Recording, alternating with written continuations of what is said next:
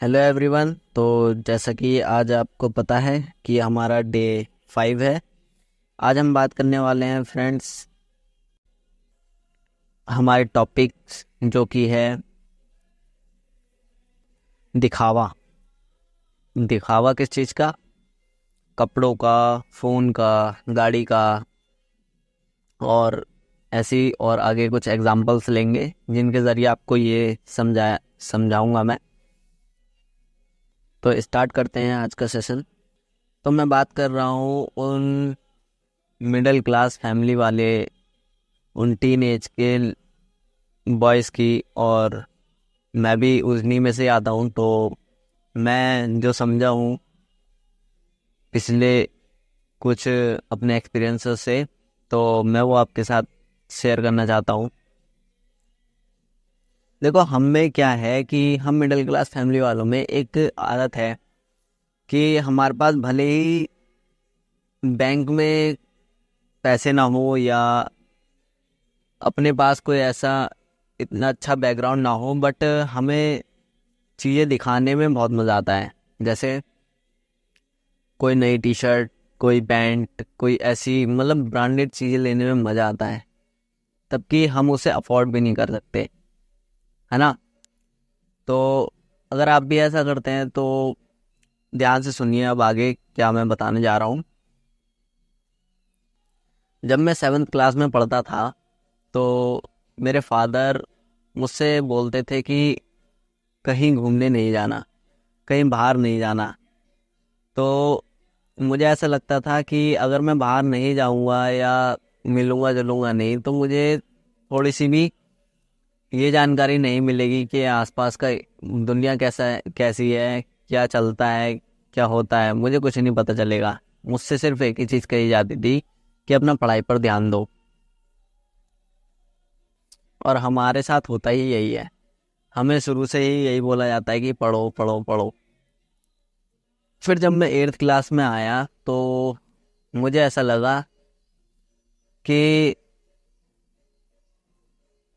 अब मैं थोड़ा बड़ा हो गया हूँ, ये वो करके। एक जब 15 ईयर्स से जब हम एवो होते हैं, उसके जब हम और ज़्यादा बड़े होते हैं, तो हमें एक चीज़ अंदर से फील आती है कि हम काफ़ी बड़े हो गए हैं, अपने आप को बहुत बड़ा समझने लग जाते हैं। ठीक है। तो मेरे फादर ने क्या किया कि मुझे जब मैं 8th में पढ़ता था तो मेरा जब एडमिशन कराया, मैं गवर्नमेंट स्कूल में करवाया। उसकी जो फीस थी वो एडमिशन के साथ मेरी, जब मेरा एडमिशन मेरे फादर ने 8th क्लास में करवाया, तो एडमिशन के साथ उन्होंने मेरी 6th मंथ की फ़ीस जमा कर दी थी। उसके बाद मेरे फादर ने मुझसे बोला कि तुम जाओ मेरे, थोड़ा सा ही 2-4 घर छोड़कर एक शॉप थी, वहाँ पर प्रेस थी, प्रिंटिंग प्रेस। तो मैं उसमें, मेरे फादर ने मुझे वहाँ भेजा कि तुम टाइम वेस्ट नहीं करोगे, जब जब तुम फ्री होगे तुम वहाँ जाओगे।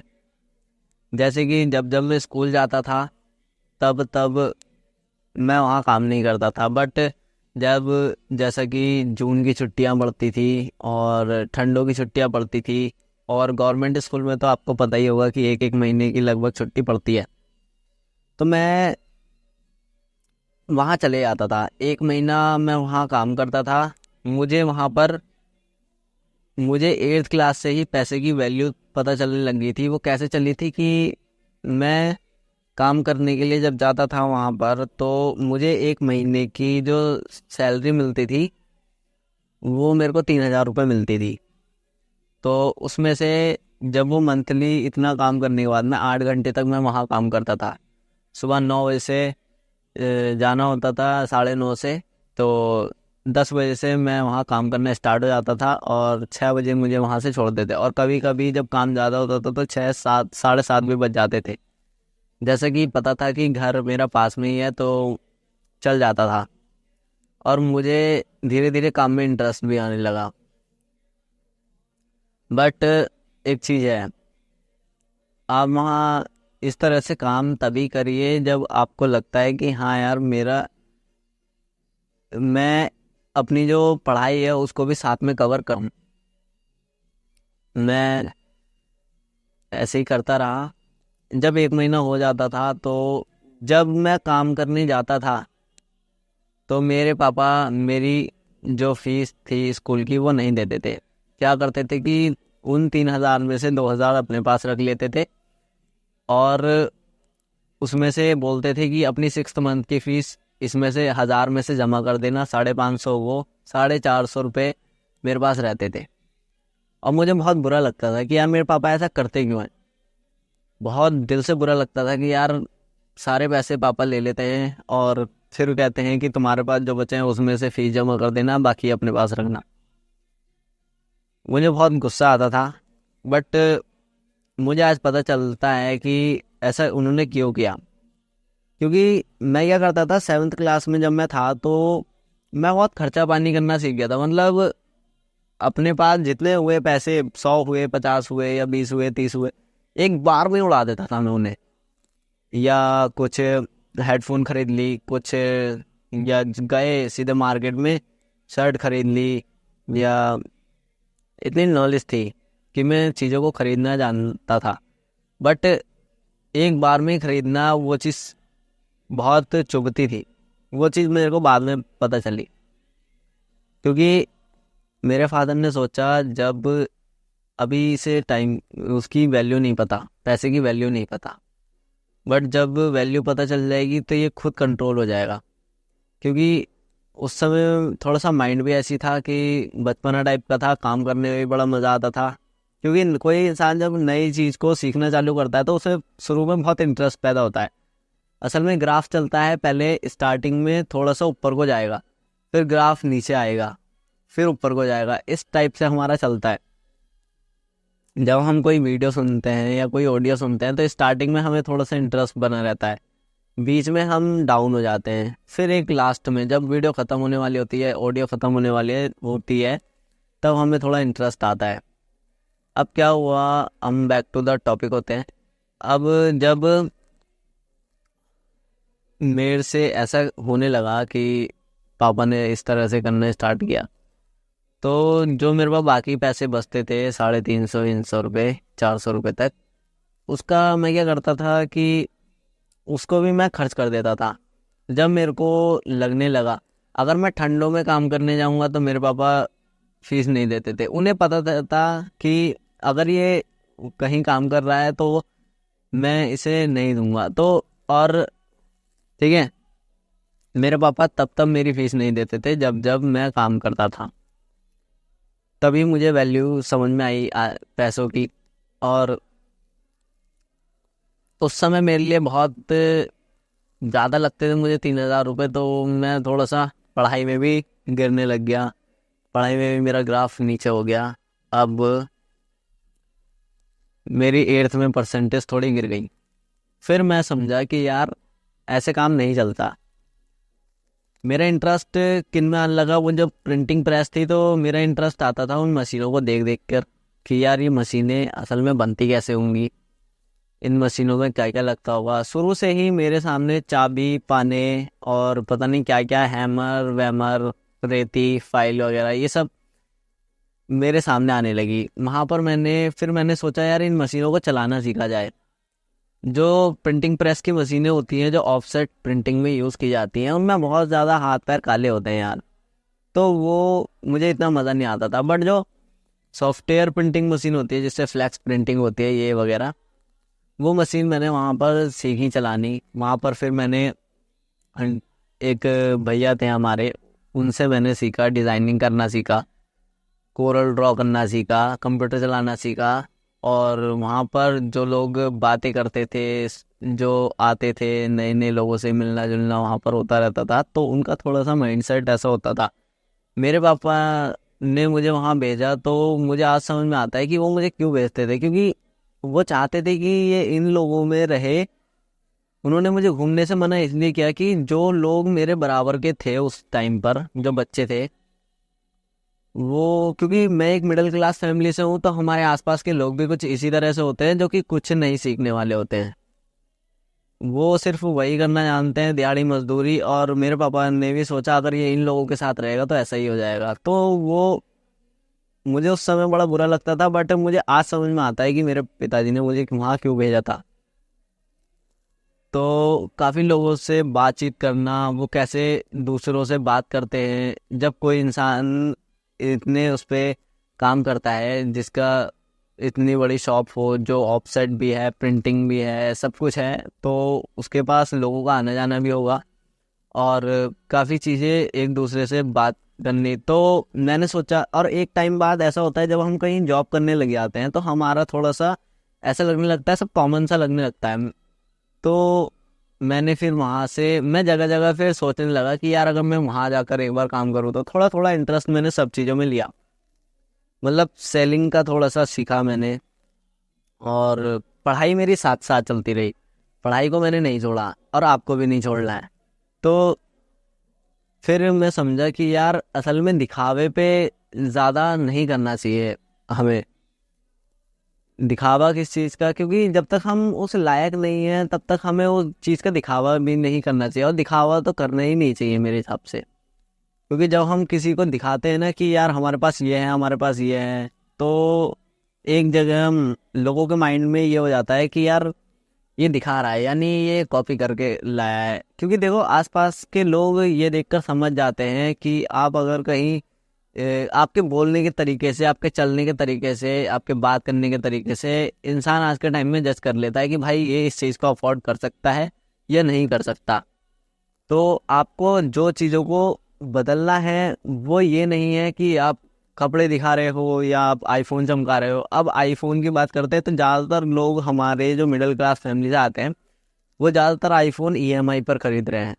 आज आप अगर गूगल पे सर्च करोगे कि कितने परसेंट फ़ोन जो आईफोन है, आईफोन संबंधित जो चीज़ें हैं वो कैसे बिक रही हैं, तो कम से कम 70% जो लोग खरीद रहे हैं वो ईएमआई पर खरीद रहे हैं।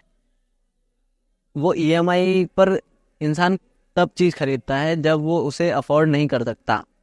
आप जॉब कर रहे हो, आप सोच सकते हो कि आपका जो 8,000 वाले फ़ोन से काम हो जाएगा, तो उसके अगेंस्ट जाकर आप 1.5 लाख का फ़ोन खरीदते हो ईएमआई पर।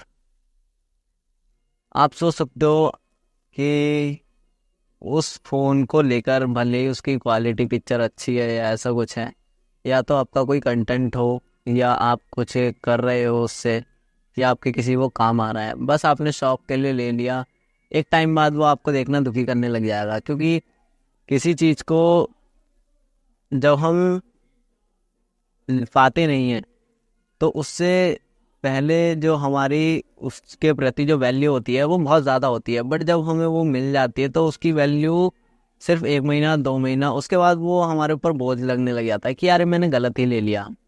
तो इस चीज़ को यार पहले ही सोच कर चलो,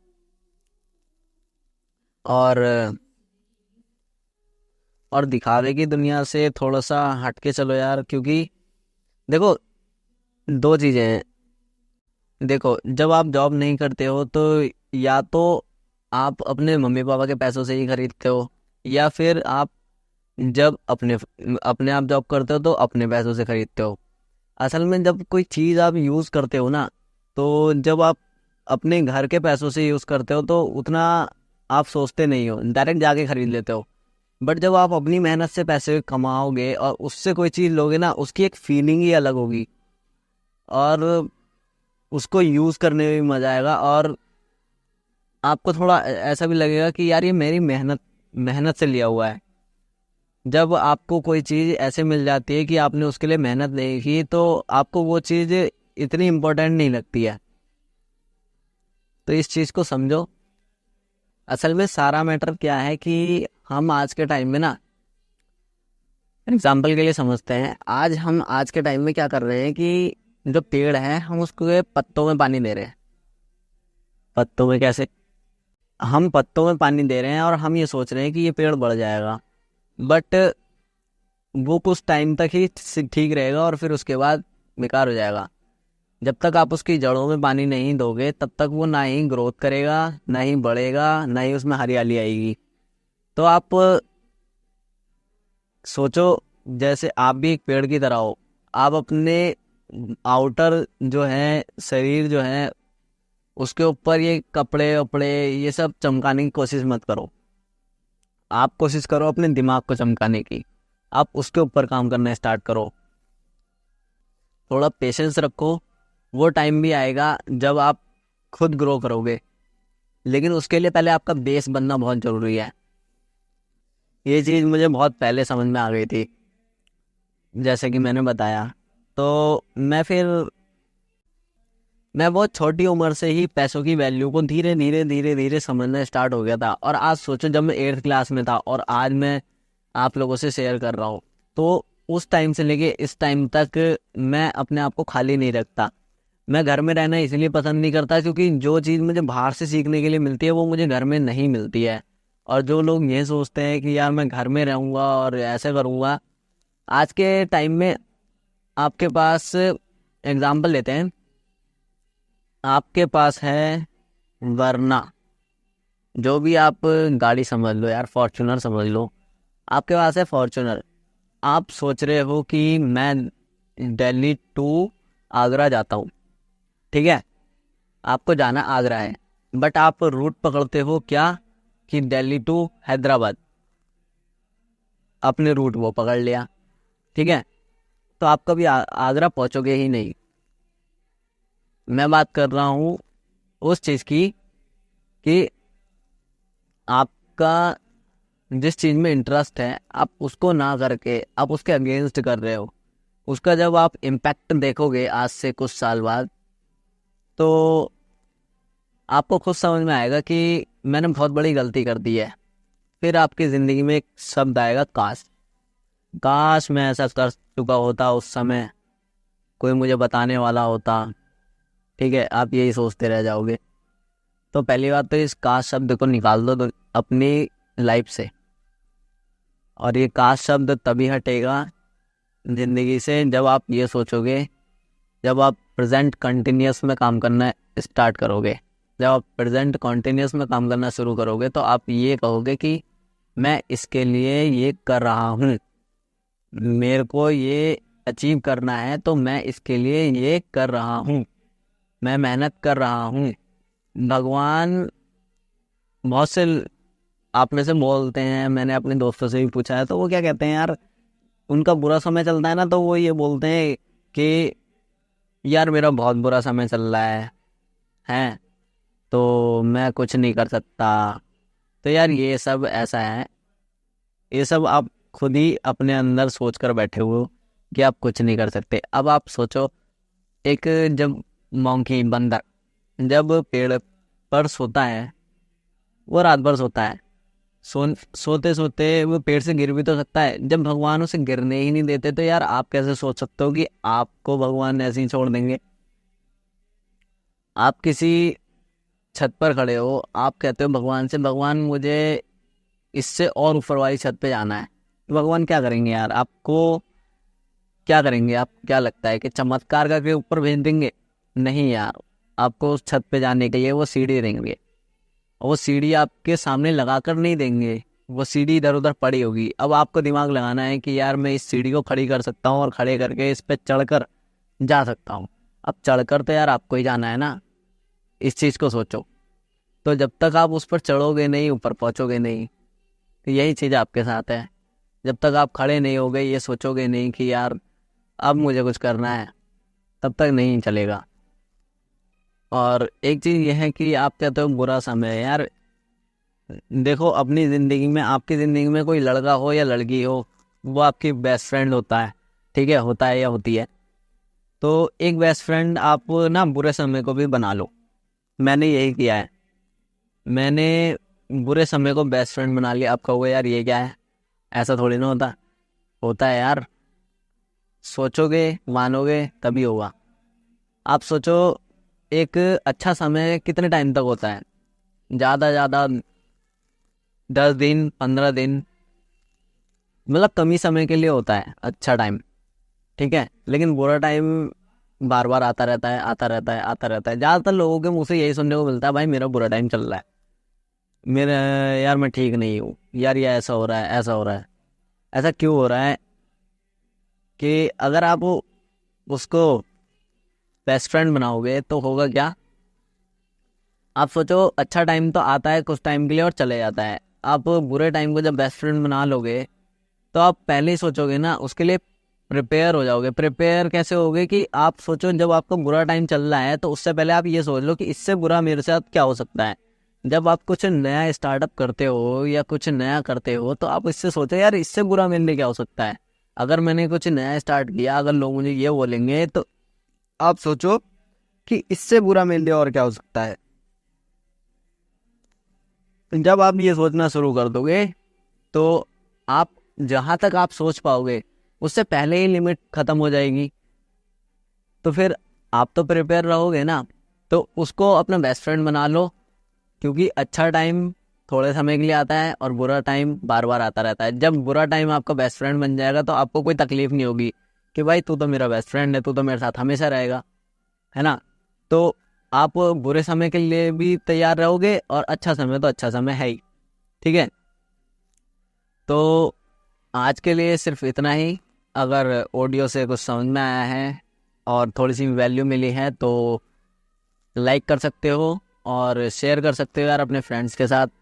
और अगर आपको लगता है कि यार इससे मेरा भाई या मेरा दोस्त भी कुछ सीखेगा तो आप उसको भी भेज सकते हो और शेयर कर देना यार सबके साथ अगर आप चाहो तो। और दूसरी चीज़, आप लाइक कर सकते हो, सब्सक्राइब कर लेना यार चैनल को।